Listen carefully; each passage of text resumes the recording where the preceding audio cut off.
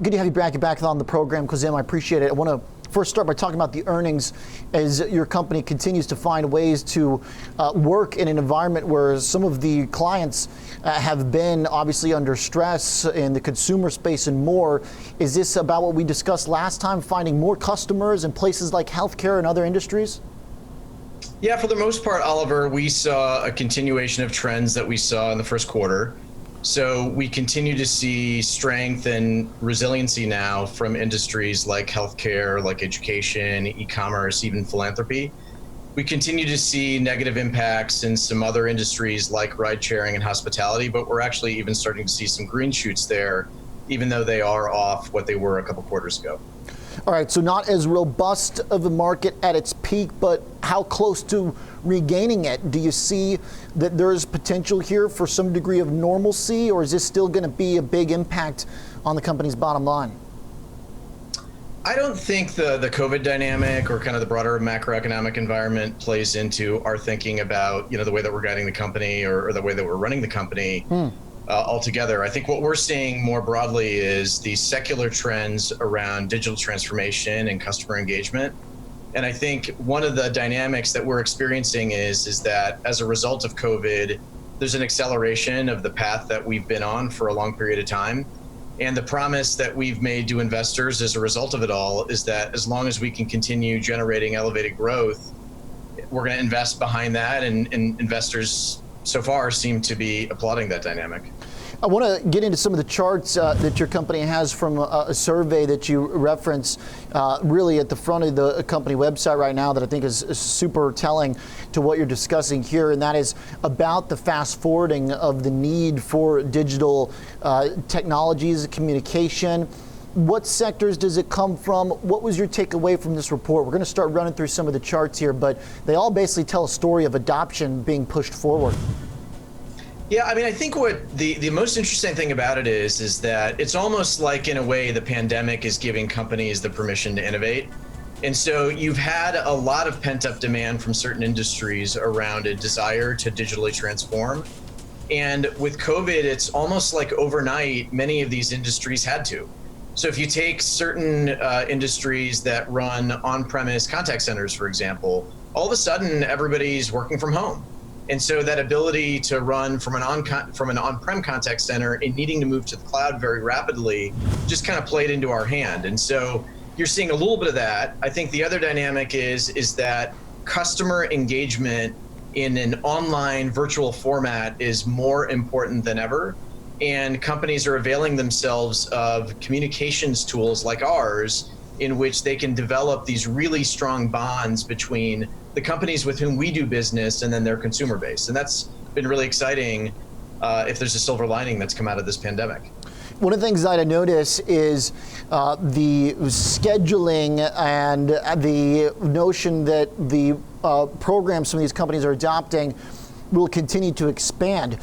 When you ask how likely an organization is to expand its digital communications as the world reopens, so post-COVID, the vast majority say it's very likely to continue doing so. Do you see that in the contracts that you're signing with these new clients? Are these recurring, extensive contracts? They're not just stopgaps where they say, hey, we're going to do a trial of what you're doing for some period of time while we need it, but we don't know, we're really sure about, a year, 2 years, et cetera? Yeah, I think these are going to be highly resilient use cases. I mean, I think about it through the lens of your own personal experience at some level. So take healthcare. Right, healthcare is an industry that has long been wanting to digitally transform. And because of the pandemic, as I said a moment ago, they've been given permission to do it virtually overnight. And if you think about your own experiences, I don't know if you've been to a doctor recently, but I have. And in some of those primary care interactions, instead of driving halfway across the city and consuming half a day, it's now almost like you can schedule a Zoom appointment. It's a very, very specific and high ROI transaction that we're experiencing and enabling between our customers and a consumer base. And we think that's going to continue for long periods of time, even in e-commerce or education. I mean, these have turned out to be use cases that are very good, as it turns out. And I think if you, look at it through the lens of your own consumer experience, it's highly unlikely any of these industries are going to go backwards. And so what we're finding is that some of the positively impacted industries are actually creating a bit of a secular tailwind for the company overall. And, we're excited to be able to support customers in that regard. It seems like analysts like what they saw in the report from last week on earnings, that growth can continue into the future based on what you're saying.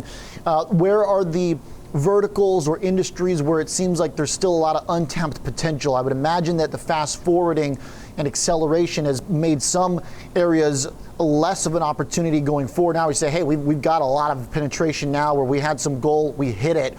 Where do you go next? Where are the places that you see still have a lot in the tank? I think if you think about healthcare, I mean, it's just a huge TAM associated with that industry, right? And so I think healthcare is at the very early stages of digital transformation, and I just think that there's a lot more that we can do.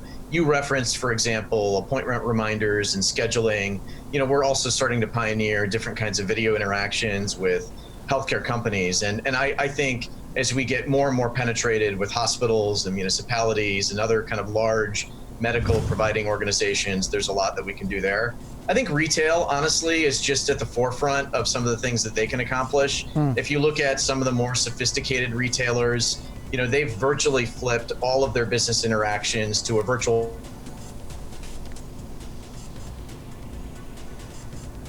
We're looking at the chart of the time acceleration that companies in certain industries reported on the question of COVID-19 accelerating digital communication strategy. Construction and energy said it fast forwarded by 8 years almost, which is pretty incredible.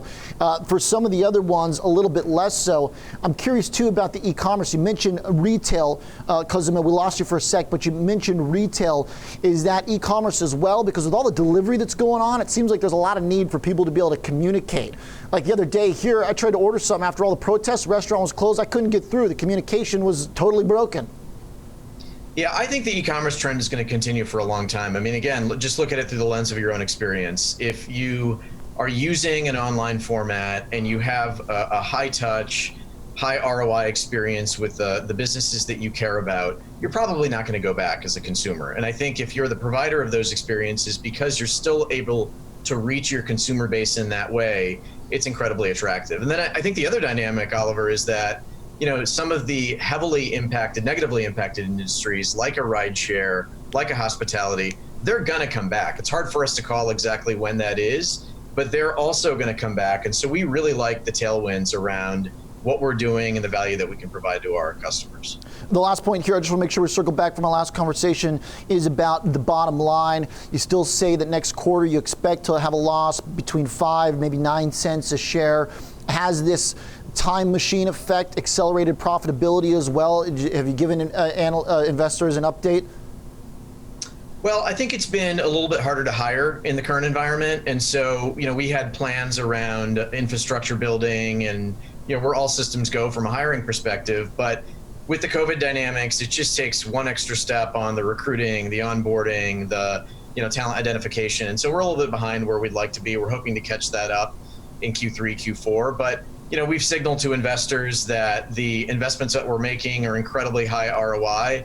And I think in conjunction with that, we're always kind of twisting this knob around growth relative to profitability. And so long as we can deliver elevated growth for our investor base, I think we've gotten a lot of encouragement that so long as we can do that, that there's a little bit less attention on profitability. To be clear, we're not a growth at all costs company. We do have guardrails around it, but that's kind of the way that we've contracted with our investors.